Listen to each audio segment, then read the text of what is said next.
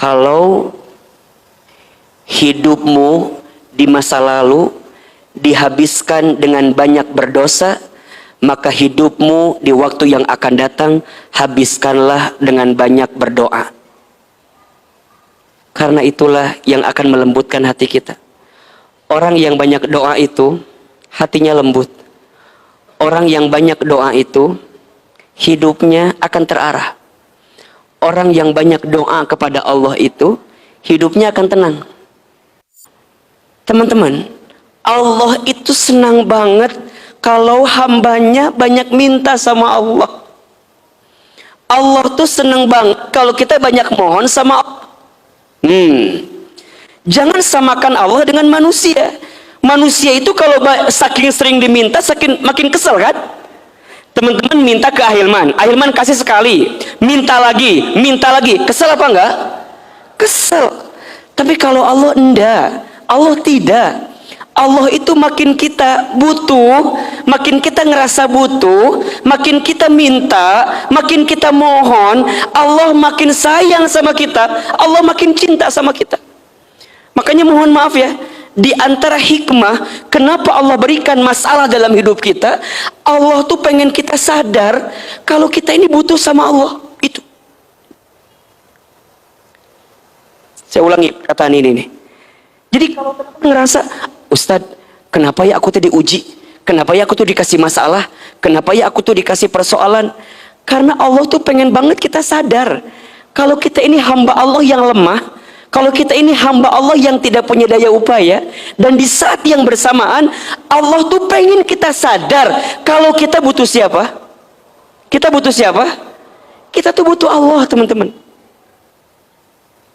Makanya di antara adab dalam berdoa ya, yang tidak boleh teman-teman tinggalkan, kan yang pertama doa itu satu, memuji nama Allah. Yang kedua, teman-teman menghambakan diri sehamba-hambanya di hadapan Allah. Maksudnya apa? Menghinakan diri kalau kita lemah.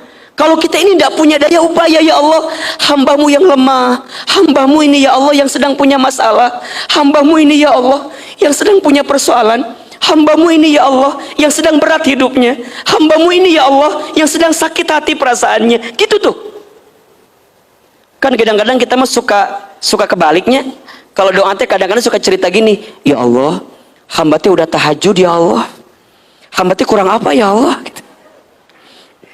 Ya Allah, hamba teh udah ngaji, udah sedekah, harusnya engkau kabulkan dong doa hamba ya Allah. Seakan-akan nuntut sama Allah kan? Padahal seharusnya kita menghambakan diri. Ya Allah, hamba yang banyak dosa. Ya Allah, hamba yang sering berbuat maksiat. Ya Allah, hamba yang sering berbuat salah.